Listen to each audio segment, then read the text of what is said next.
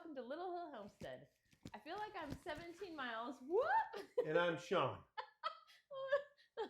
We're getting too old for this. The last thing I need is to have to sew your Yeah, I cat can only bed. do that once every 7 years. Every 7 years, something like that.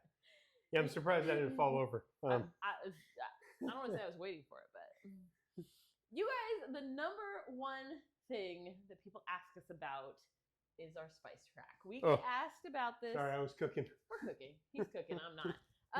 We get asked about our homemade spice rack all the time. People want to know where we got it or where we got it. Well, we made it. And so we got it from Home Depot. We got it in multiple pieces from Home Depot. And then we cut it all up ourselves and put it together.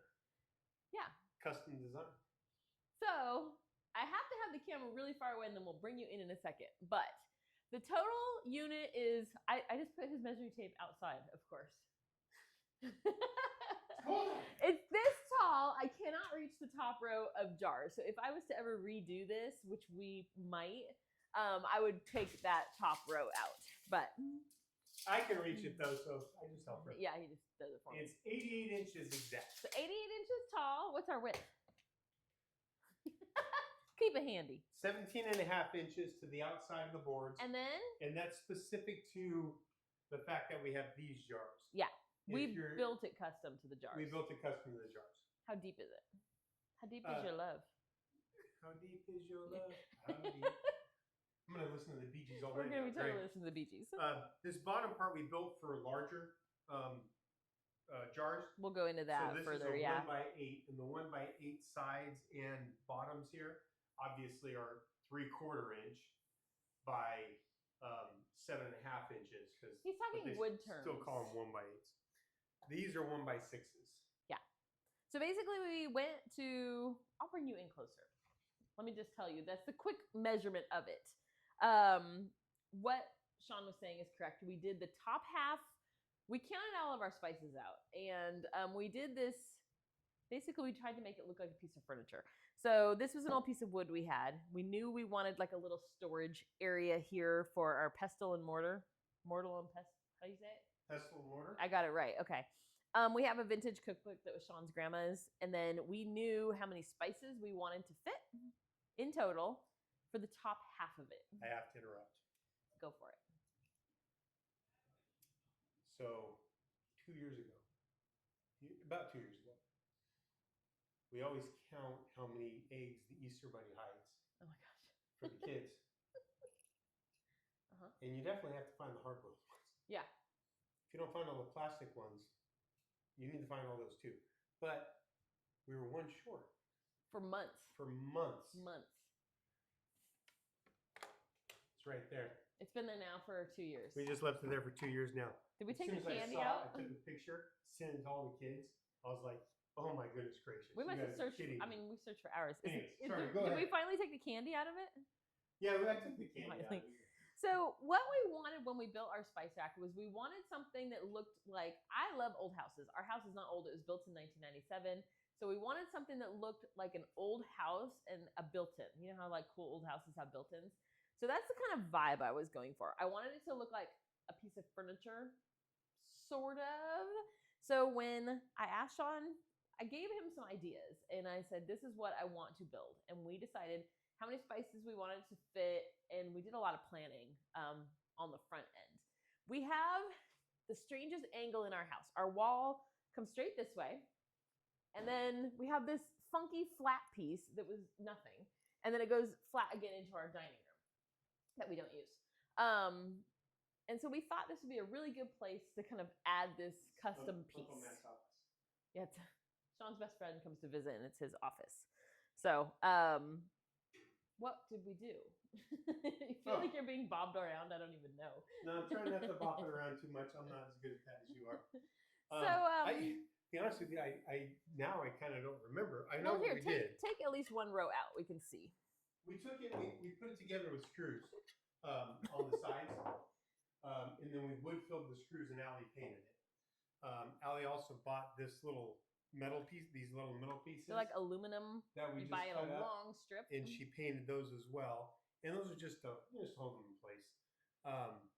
And then once I got the bottom piece together, I did secure it to the wall, and then this top piece was Is also built in. secure. Is built in Yeah. to the bottom piece.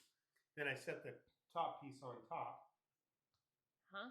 That makes sense. I This guess. piece? Top piece on top. This antique piece of wood? Oh, This piece here. This unit part of it, yeah. The top part I put on. It was built top in of 2 that. sections, basically. So that's actually not secured to it, but it's also secured to the wall with a couple of screws into the studs behind it. Yeah. So we built it as a built-in. On the backing, I used a 1/4-inch piece of plywood Luan. Yeah. I do have some supports in here in the back. Oops, sorry. You can see one right here. Some supports that I put back in here. They're both for kind of decorative purposes, but also for support for the shelves. Yeah. I wasn't sure how much weight she was going to have in those things, but they're not very heavy. So Yeah, they're not very heavy. I did a little overkill, which I typically do. Yeah. The whole thing is made out of pine. We just got the cheap, except for this pine one board. piece. We just had this piece. You already said that. This was out of an antique piece of furniture that we had, and I knew I wanted something kind of special on it. You can use the same. You can use a piece of. You can use a pine. Yeah, pine. But it's, what is it called? Common board. It's called pine common board. It's available at Home Depot or Lowe's. Yeah. It's called a 1x6 by whatever feet length you need to buy. Yeah, I have to remeasure that. I mean, we'd have to like get the plans out, but yeah, I think what we'll do is I'm gonna build a couple of them that are maybe freestanding, and see if anybody's interested in buying them. We might try to build some, or maybe we'll show you guys how to build one or sell plans to build one. Maybe like a written thing. If we So try I'll to build sell them another on the one. Etsy shop, we're afraid that shipping, we would not include the jars and stuff. You'd have to get your own jars in that part. But we're afraid shipping would be kind of expensive. So overall, we're looking at probably like $500 if we had to ship it. If you're handy For the total thing. and you want to build it yourself, then that How much did it cost us? I think it was like it was just over $100 for us to build the whole thing. just the wood part or with the jars? The whole thing. With the jars, With the jars. the wood covers. So all we've of had it here for a couple of years, and I mean, I don't even think about it anymore. We just love it. But every Yeah. time we walk into our kitchen, it's kind of almost a focal point for us. Yeah. Yeah. So we, like Shawn was saying, we built this in 2 sections. We built this top piece, and it is secured to our wall. Then the lower piece, I wanted half-gallon jars instead of pint jars. And so these ones, we keep brown sugar, salt. We have some baking mixes and stuff like that. We added little legs to it. Those are faux, just so it doesn't look like it's floating in the air. So we did add those. And then down here, we did 2 pieces of the aluminum just because I thought it looked prettier. It's the silver aluminum you get from Home Depot. It comes in really long strips, and I just spray painted it. And then we found little screws and spray painted those to put into each piece. The jars that we used are actually from Dollar Tree. I love ball jars for my bottom ones, and the labels are just on the tops of each jar. But for the top section, I didn't want it to have a texture. And so I went to Dollar Tree and I got glass jars that have no name, pattern, nothing on them. To those, I found, and I'll link this stuff below, I found these labels. You notice right here, by the way, that one doesn't have a label. And so I asked Ali what's in there, and she goes, I don't remember. I'm going to have to smell it to figure it out. But on Amazon, we were able to find these little, I don't know how far away you got now. We found these little stickers, and we stuck them on each one. And then they have a chalk marker on the ones that, like if it's a seasoning that you make that they don't have a label for. And then we found these wooden lids on Amazon. They have like a rubber seal. They are not the Ball brand because those ones are really, really expensive. These were a lot less expensive since we needed so many of them. And when we built this, we kind of made sure, I don't know if those are in order or not. We made sure that each jar could easily be pulled in and out of the area that it needed to go so that it would be easy for us to access them. We wanted to be able to get your hand in here. So there's a gap for each one there. And then I used chalkboard paint that I had already. I painted the whole thing with chalkboard paint, and then I kind of distressed it on the edges to give it more of like an antique-y vibe. The only spice, so our spices hold up really well. Some of you guys have said like, well, it's right by your back door and it gets a lot of light. And you're right, it does. We have a covered porch. off of the back of here. What? We're also, this faces the south. Yeah, this faces south, so we don't get direct sun. This faces the north. Oh, faces north. Yeah, north would be So directly we don't out get our direct windows. sunlight. The only plant. Oh my gosh, the only herb, bay leaves are the only one that has anything different. The back ones are still green. The front ones did change color a little bit, but they still taste the same. But in total, we have 5, 10, 15, 20, 25, 30 kinds of spices here. And I can't reach the top. So that's my only downfall with this thing. But I love it. We added this, what is this? No. It's a philodendron? I think it's a philodendron. I should know this. I think it's a philodendron. It's been there for years now.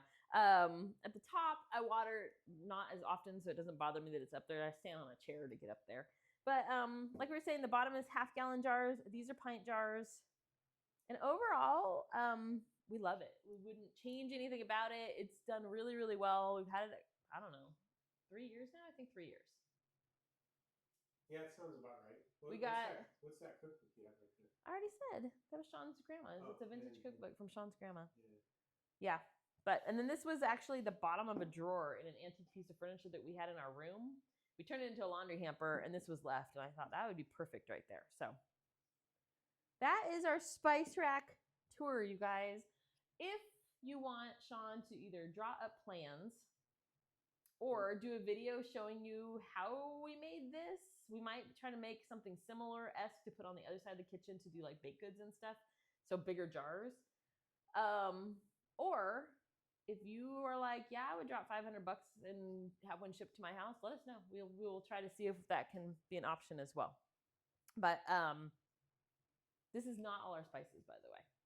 This is only a small portion of our spices. We didn't want this thing to be quite so large. So when we have this little side one it's attached to the side of our cabinet.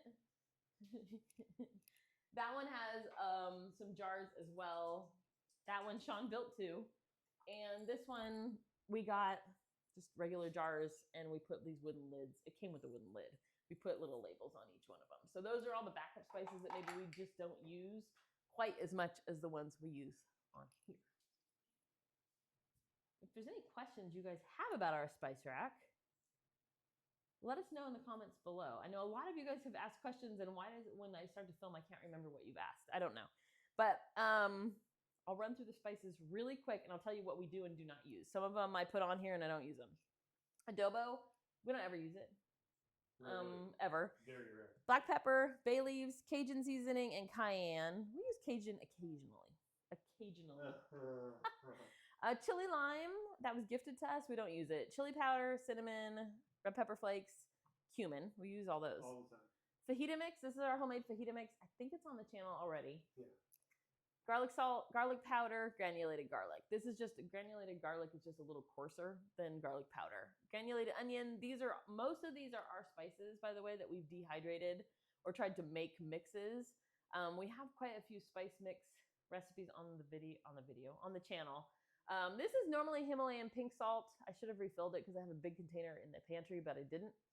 Italian seasoning, lemon pepper, minced garlic and minced onion, oregano, paprika, parsley flakes, rosemary leaves, which I finally added once one of our kids moved out who doesn't like rosemary. This is our homemade taco seasoning, homemade Bam, which is from our jambalaya pasta recipe, some pizza seasoning, which we put in our dough or on the crust, Creole we use for shrimp, and then Shawn's rib rub, which we have a video, and then the mystery that I need to try to see if I can smell and figure out what it is. It's I can't reach it. It's from a recent video, but I can't remember what it is. So anyways, that's and then the bottom is brown sugar, salt. These are larger chocolate chips, which I need to refill. I just ordered some from Azure. Powdered sugar, homemade Jiffy mix, and these are smaller chocolate chips. And like I said, those are all half-gallon jars. So convection of sugar. Yeah.